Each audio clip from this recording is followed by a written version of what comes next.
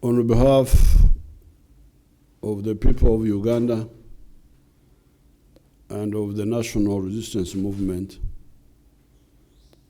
I want to extend our condolences to the family and the people, the family of His Excellency, the late President John Magufuli of Tanzania, and the people of Tanzania and the party of CCM. Tanzania is a very important country in the recent history of Africa on account of its good leadership, of its patriotic leader, the late Mwalimu Julius Kambarage Nyerere. Tanzania became the base of all the freedom fighters in Africa. By the time the Organization of African Unity was formed in Addis Ababa in 1963, only 36 African countries had got independence. The others, almost 20, were still under colonial rule. Some of the colonial authorities made it clear that they would not give independence. And the Africans had decided at Addis Ababa that if anybody did not give independence freely, the Africans would fight with arms. Now, when it came to arms, many of the African leaders did not support seriously the armed struggle, except for Mwalimu Nyerere and Mzee Kaunda here in East Africa, and then in West Africa, Kwame Nkrumah and Sékou Touré of Guinea, and Ben Bella of Algeria, and Gamal Abdel Nasser of Egypt. However, on account of Tanzania being near the colonized countries, the colonized countries of Mozambique, Rhodesia, what is now called Zimbabwe, South Africa, Angola, Namibia, Tanzania and Zambia, operationally, were the most decisive. All the freedom fighters were in Dar es Salaam or Lusaka. These were the Frelimo of Mozambique, ZANU and ZAPU of Zimbabwe, ANC and PSC of South Africa, SWAPO of Namibia, and the MPLA of Angola.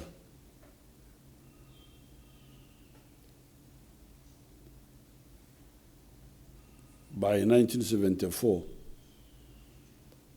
the African armies, the African People's Army of Mozambique, the people of Mozambique, of Frelimo, especially inflicted a decisive defeat on the Portuguese army there. and the Portuguese government collapsed. The people of Angola had also been fighting, and the people of Guinea-Bissau in West Africa. Now, this was, then later on, Zimbabwe, and eventually South Africa and Namibia also got their freedom. Mwalimu Nyerere made a big contribution in this, and Mzee Kaunda. And of course, they were supported by the people of Tanzania. If the people had not supported them, it would not have been easy for them to support the freedom struggle in Southern Africa. When it came to our own struggle, they didn't let us down. They stood with us when we fought Idi Amin. And even in 1985, Mwalimu gave us decisive support. Within Tanzania, the leaders of Tanzania, led by Mwalimu, pushed for unity of the people of Tanzania, including the use of Swahili as a common language. And that's why Tanzania has remained peaceful all these years. Unity and patriotism. This is their doctrine. When His Excellency Magufuli came to power, you could see that he had a lot of enthusiasm for Mwalimu's thinking. Unity within Tanzania and patriotism. Didn't want Tanzania to be dictated to by any external forces. Very allergic to external meddling. Also very hostile to corruption.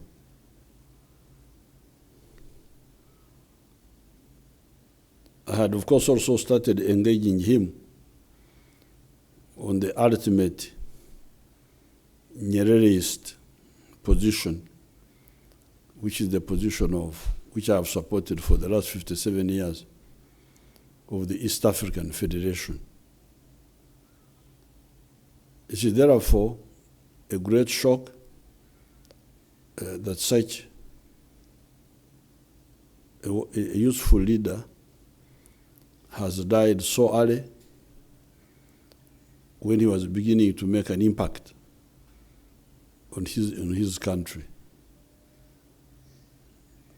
One of the things he did was which we should learn from him, was to stop foreign travel by the parasitic public servants who are always squandering scarce resources by traveling abroad. And in so doing, he saved money and was able to do many projects, including the airline and so on. So therefore, I come here to extend our condolences to the people of Tanzania. There's nothing we can add. I last talked with His Excellency Magufuli on the day of the summit of East Africa. We spoke on the phone, but he told me that he had an acute headache. He told me that morning.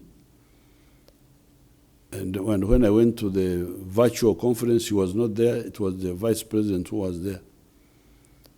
So it's a big shock when I heard that he was sick, and then eventually yesterday when they said he had died. In honor of his contribution, I direct all the flags in Uganda to fly at half-mast until the day of his burial. May the Almighty God rest his soul in eternal peace. Thank you.